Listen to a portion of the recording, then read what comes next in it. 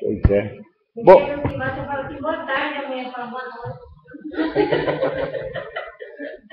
é isso aí.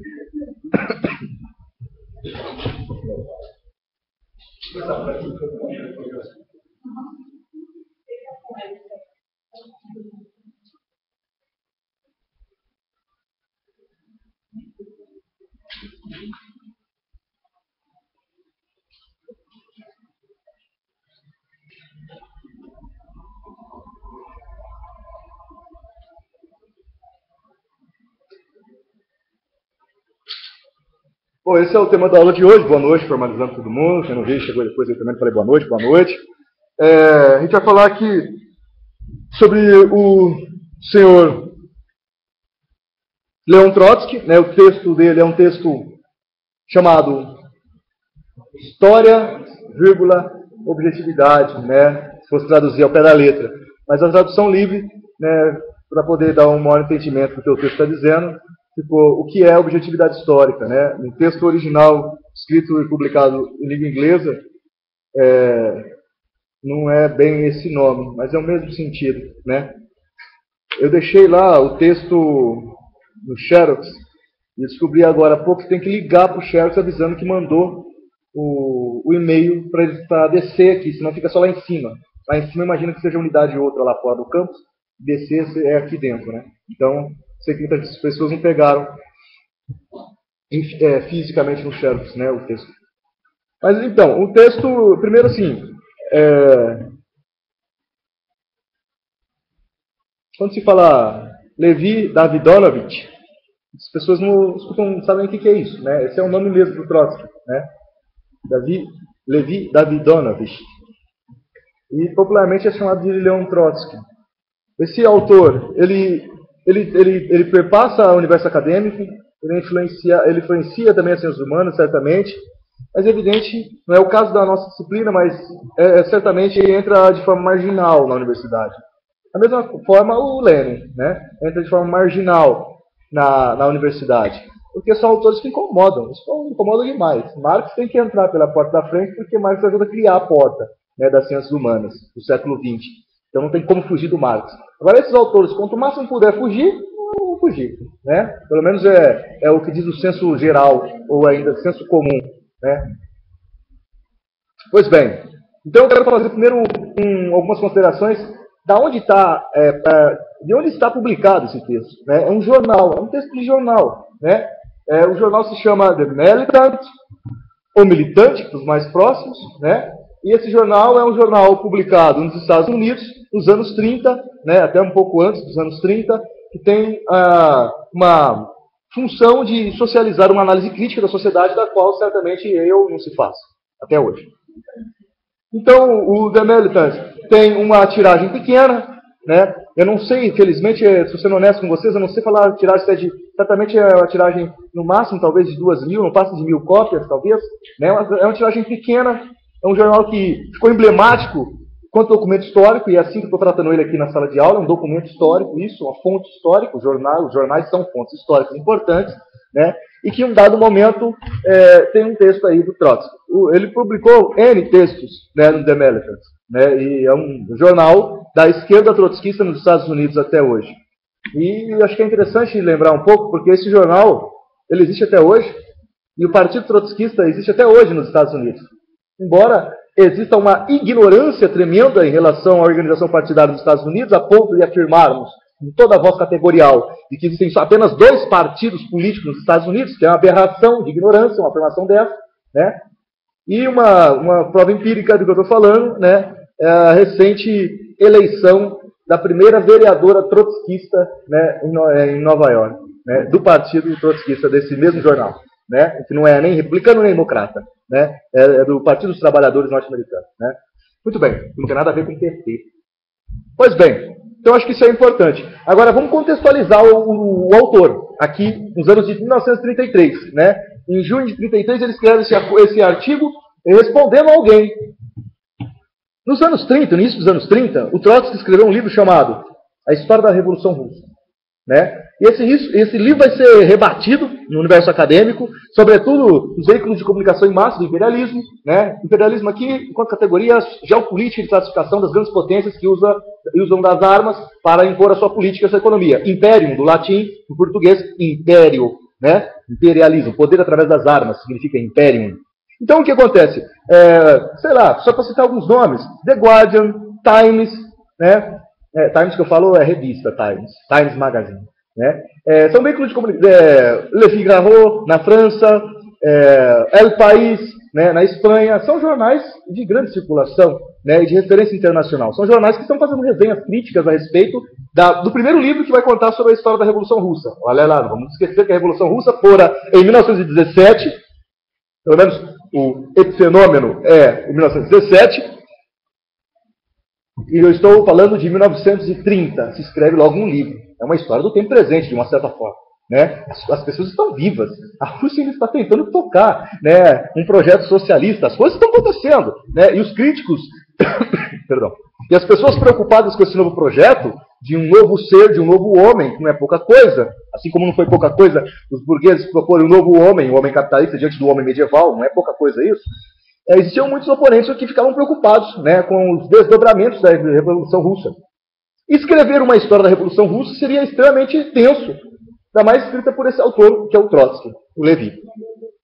Só que a crítica ao Trotsky não vinha só por parte dos capitalistas.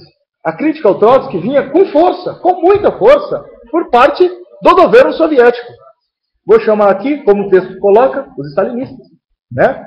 Então, assim, eu acho que é importante situar esse contexto. Né? Então, a Revolução Russa era muito recente ainda, não tinha nenhum livro de envergadura e extensão internacional de divulgação, eu digo assim, enfim, um livro que tivesse divulgação, que estivesse falando sobre a história da Revolução Russa, né? E a referência foi feita a escrita da história da Revolução Russa, pelo primeiro momento, foi feita ali de forma escala global, divulgação global, falo aqui escala global, pelo Leon Trotsky, o maior oponente declarado da União Soviética, o maior inimigo declarado e procurado, vivo ou morto, pela União Soviética, para ser bem específico, mas não querendo personalizar, procurado por Stalin, né? O grande imbecil, como o Trotsky vai chamá-lo. Tinha uma questão pessoal também com o Trotsky, mas não era só o Stalin, não, é todo o regime burocrático que perseguia os oponentes e críticos da União Soviética, quando colocava o dedo nas feridas que existiam na União Soviética, recém-proclamada a partir dos anos de 26. O fato é que o Trotsky escreve esse livro, vai ter uma repercussão muito grande, sobretudo no que se chamava de oposição de esquerda dentro da Rússia. O que é a oposição de esquerda dentro da Rússia pós anos 20? Olha lá, para ganhar força, pós a morte do Lenin. Ela já existe antes, mas ganha força após a morte do Lenin. São aqueles marxistas que estão vendo uma burocratização do Partido Comunista Russo e, com a criação da União Soviética, uma burocratização gigantesca no Conselho de Partidos Comunistas que compunham as repúblicas socialistas unidas, né, dos trabalhadores, dos conselhos de trabalhadores soviéticos, não soviéticos. E essa oposição vai fazer ou seja, a oposição de esquerda é uma oposição, são comunistas, são pessoas que defendem o governo, vamos chamar assim, soviético, mas defendem de forma crítica.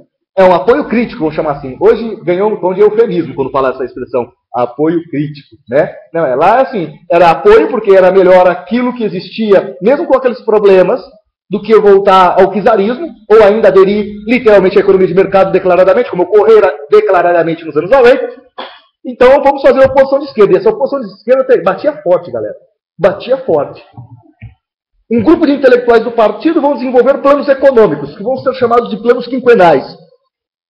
Essa oposição de esquerda vai dizer o seguinte, peraí.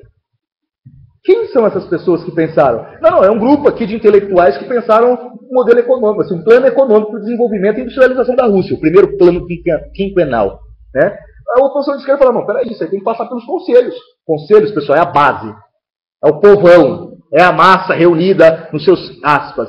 Conselhos é a palavra. Vou usar a expressão sindicato só no sentido figurativo. Não é sindicato, é conselho. Tudo bem? Mas só para ter uma noção um pouco aqui pedagógica da minha parte. Então, observe. Pedagógico, quando eu digo, é para que eu me faça entendido por vocês. Então, observe.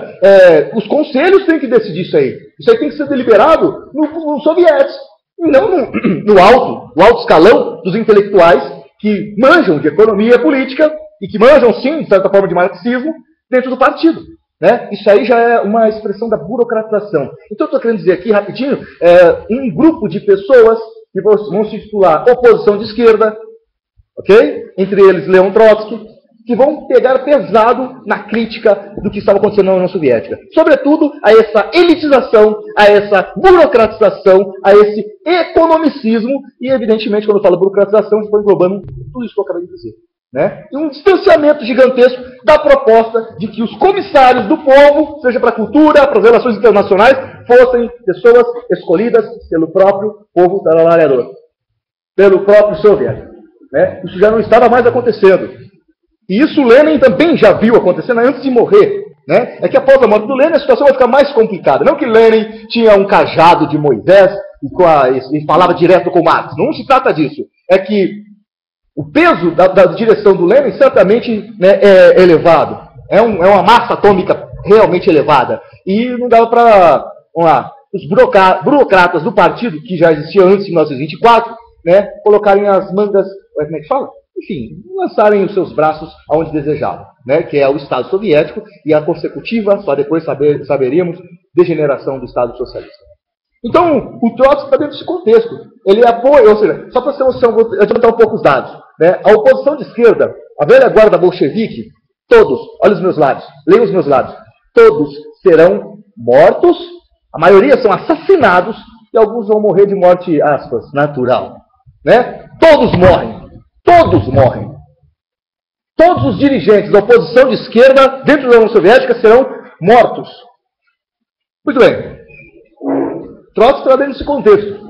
Ele vai ser, em 1926 para 27, ele vai sofrer uma série de processos internos na União Soviética. Ele vai ser expulso.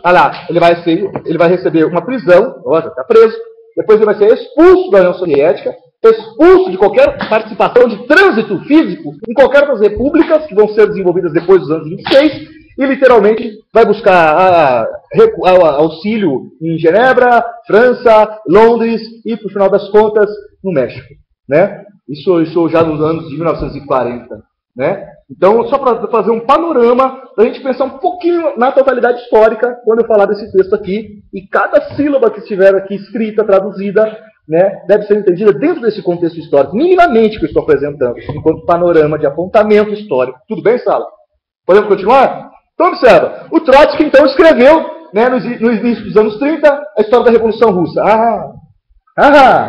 Se já era oposição de esquerda dentro da Rússia, fora da Rússia, evidentemente que vai continuar fazendo esse trabalho, porque sabe que a repressão do Estado socialista, a um dos seus dirigentes, que seja o dirigente, é que na concepção bolchevique, essa distinção entre dirigente e dirigido não pode ser entendida numa chave, em um campus aristocratizante, que infelizmente vai acontecer na União Soviética. A proposta bolchevique entre direção e dirigido é que é mais um militante com uma tarefa a mais, com várias tarefas a mais. Né? Mas é claro que chega para nós o quê? A leitura aristocratizada de direção, dirigido, que é evidente que eu também sou contra, o Trotsky também era contra, e etc. O que eu quero chamar a atenção é que o Trotsky, enquanto um dirigente, então nessa chave que eu estou propondo aqui de pensar o dirigente, ok? Não como intelectual aristocrático tradicional, não. Né? Muito vão ser depois. Né? Não estou falando, estou dizendo aqui que não é o caso do Trotsky, nesse ponto aqui. O que eu quero chamar a atenção é que o Trotsky, eu vou ter que voltar um pouco mais na história. Existia o Partido Social Democrata Russo, tudo bem?